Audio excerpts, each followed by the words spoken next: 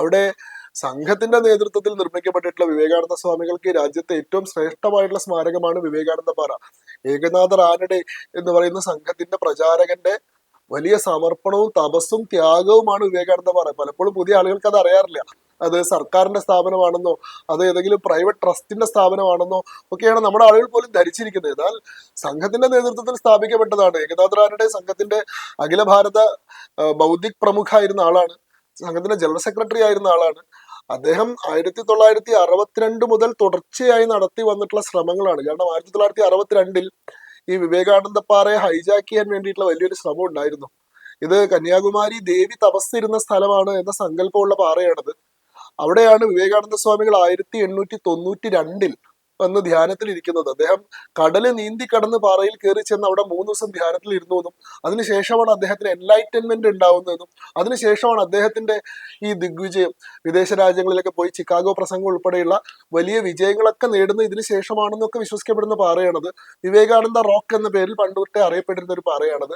അതിൽ 1862 വിവേകാനന്ദ സ്വാമികളുടെ 100ാം ജന്മദിനവുമായി ബന്ധപ്പെട്ട് ഈ വിവേകാനന്ദ പാറയെ ഒരു നാഷണൽ മോണ്യുമെന്റ് ആക്കാനുള്ള തീരുമാനം നടന്ന സമയത്ത് അവിടെ പ്രാദേശികമായിട്ടുള്ള ക്രിസ്ത്യൻ സംഘടനകൾ അതിനെ വിമർശിക്കുകയും അതിനെതിരെ വലിയ പ്രക്ഷോഭം നടത്തുകയും രാത്രിക്ക് രാത്രി വിവേകാനന്ദ പാറയ്ക്ക് മുകളിൽ ഒരു കുരിശ് കൊണ്ടുപോയി സ്ഥാപിച്ച് അതിന് സെയിന്റ് സേവിയേഴ്സ് റോക്ക് എന്ന് പുനർനാമകരണം ചെയ്യുകയും കന്യാകുമാരിയിൽ കലാപസമാനമായിട്ടുള്ള ഒരു സാഹചര്യം സംജാതമാവുകയൊക്കെ ചെയ്തുള്ള ചരിത്രമുണ്ട്. അതിനെതിരെ വലിയ നിയമവ്യവഹാരം നടന്നു. അത് കുരിശ് കൃത്രിമമായിട്ട് സ്ഥാപിച്ചതാണെന്നും അത് യഥാർത്ഥത്തിൽ വിവേകാനന്ദ റോക്ക് എന്ന പേരിൽ തന്നെ അറിയപ്പെട്ടിരുന്നതാണെന്നും മദ്രാസ് ഗവൺമെന്റ് അപ്പോയിന്റ് ചെയ്തിട്ടുള്ള കമ്മീഷൻ കണ്ടെത്തി. അതിനെ തുടർന്ന് അവിടെ വിവേകാനന്ദ സ്വാമികൾക്ക് ഒരു സ്മാരകം നിർമ്മിക്കണം, ഒരു പ്രതിമ നിർമ്മിക്കണം എന്ന ആവശ്യം ശക്തമായി.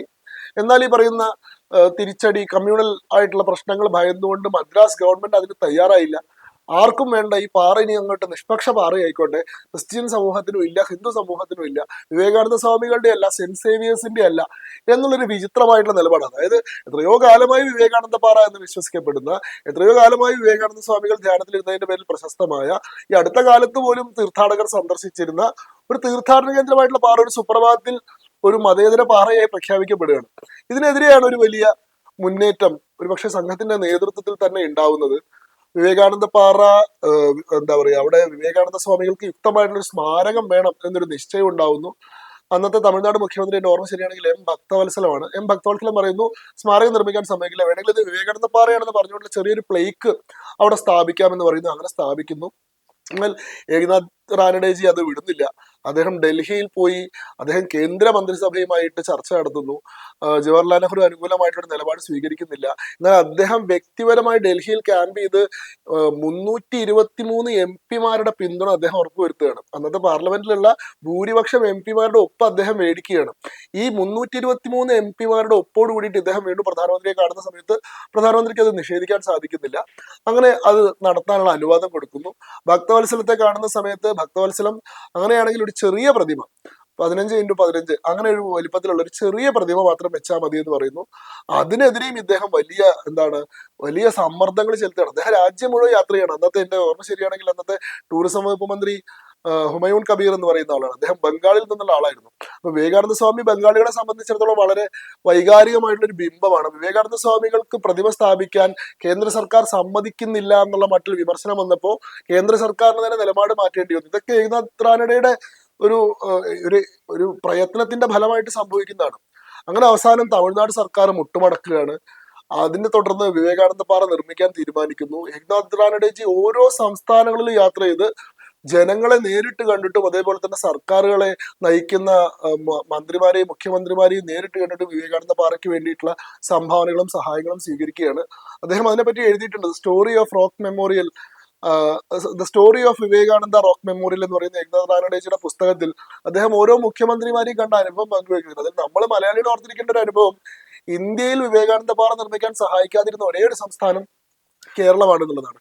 അന്ന് പറയുമ്പോൾ ബംഗാൾ സംസ്ഥാനം പോലും CPM ഭരിക്കുന്ന സംസ്ഥാനമാണ്. ജ്യോതി ബസു ബംഗാളിലെ മുഖ്യമന്ത്രിയാണ്.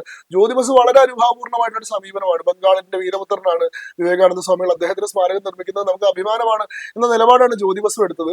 എന്നാൽ അദ്ദേഹം EMS നമ്പൂതിരിപ്പാടിനെ കാണുന്നുണ്ട്, കേരള മുഖ്യമന്ത്രിയായിട്ടുള്ള അദ്ദേഹം. എഴുതുന്നത് രംഗനാഥ് റാനഡജി എഴുതുന്നത് എനിക്കൊരു പാറക്കല്ലിനോട് സംസാരിക്കുന്നത് പോലെ തോന്നിയെന്നാണ്. അദ്ദേഹം പറയുന്നത് മുഴുവൻ കേട്ടിരുന്നെങ്കിൽ പോലും ഒരു വാക്ക് പോലും പ്രതികരിക്കുകയോ ഒരു ഉറുപ്പിക പോലും ആ കാര്യത്തിലേക്ക് സംഭാവന ചെയ്യുകയോ EMS ചെയ്തിട്ടില്ല.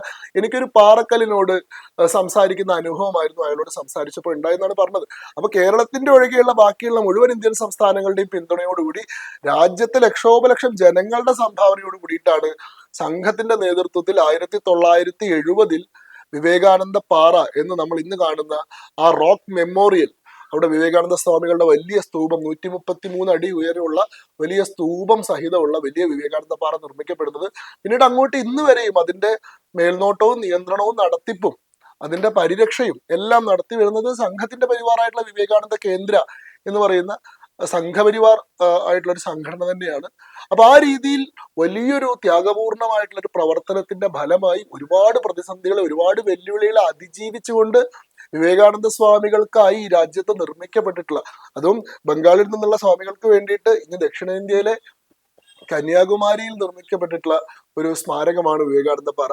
അതിന് അർഹമായിട്ടുള്ള ശ്രദ്ധ നമുക്ക് കിട്ടിയിട്ടുണ്ടോ, നമ്മുടെ തന്നെ ആളുകൾക്ക് അതിനെ പറ്റിയിട്ട്, അതിന്റെ ചരിത്രത്തെ പറ്റി നല്ല ധാരണയുണ്ടോ എന്നൊരു സംശയമാണ്. എന്നാൽ നരേന്ദ്രമോദിയുടെ ഈ ഒരു സന്ദർശനത്തോടു കൂടി വിവേകാനന്ദ പാറ എന്ന് പറയുന്നത് വീണ്ടും ദേശീയ ശ്രദ്ധയിലേക്കല്ല, ആഗോള ശ്രദ്ധയിലേക്ക് വരികയാണ്. ഇനിയുള്ള 3 ദിവസങ്ങൾ അദ്ദേഹം അവിടെ ചെലവഴിക്കാനാണ് തീരുമാനിക്കുന്നത്. ഇന്ന് തുടങ്ങി ജനുവരി 1 വരെയുള്ള 45 മണിക്കൂറുകൾ നീണ്ട ഒരു ധ്യാനമാണ്.